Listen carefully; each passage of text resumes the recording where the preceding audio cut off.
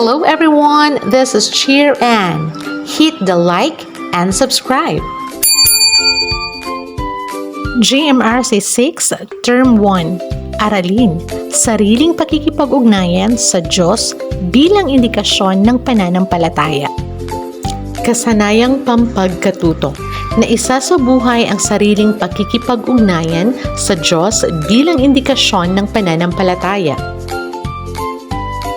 Mga layunin, natutukoy ang mga paraan ng sariling pakikipag-ugnayan sa Diyos bilang indikasyon sa pananampalataya.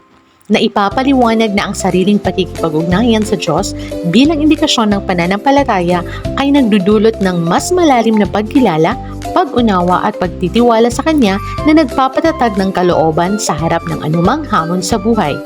Na isa sa kilos ang mga sariling paraan ng pakikipag-ugnayan sa Diyos bilang indikasyon ng pananampalataya. Para sa iyo, ano ang ibig sabihin ng pagpapahalaga? Ano ang pananampalataya? At paano ito ipinakikita sa ating pang-araw-araw na buhay? Awitin ang unang talata at koro ng kantang pananagutan at pagkatapos ay ibahagi ang inyong natutuhan.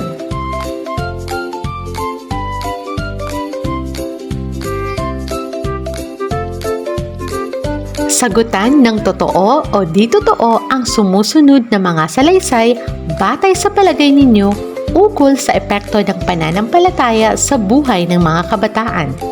Una, ang mga kabataang lumaking may pananampalataya ay mas nakakaranas ng depresyon kaysa sa mga kabataang lumaking walang pananampalataya.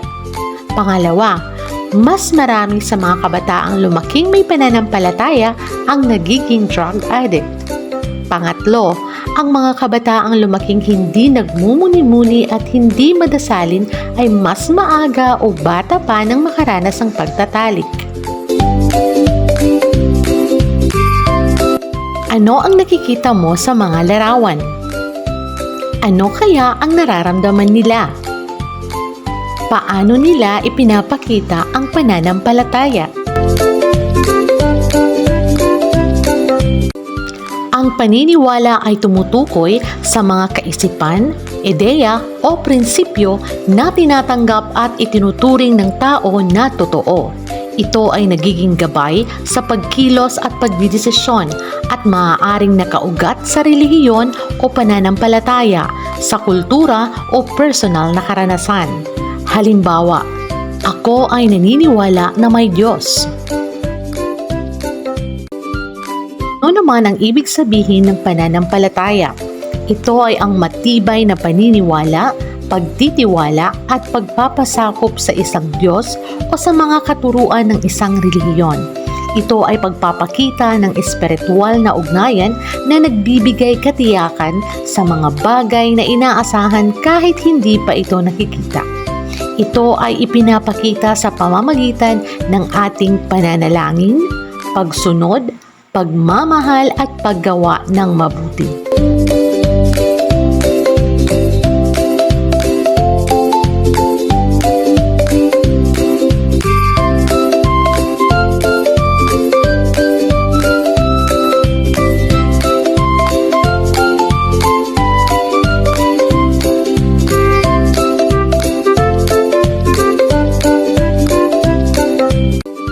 Ang pagpapahalaga o values ay tumutukoy sa mga katangian, gawi o paniniwala na itinuturing nating mahalaga, makabuluhan at kapaki-pakinabang.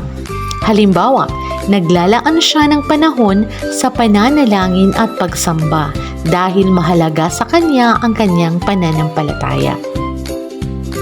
Isang halimbawa ang sitwasyong ito.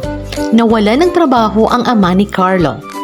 Sa halip na mawalan ng pag-asa ang kanilang ama o ang buong pamilya, sama-sama silang nanalangin at nagsumikap. Sa sitwasyong iyon, ano ang ginawa ng pamilya? Ano ang ipinakita nilang pagpapahalaga? At ano ang iyong gagawin kung ikaw si Carlo?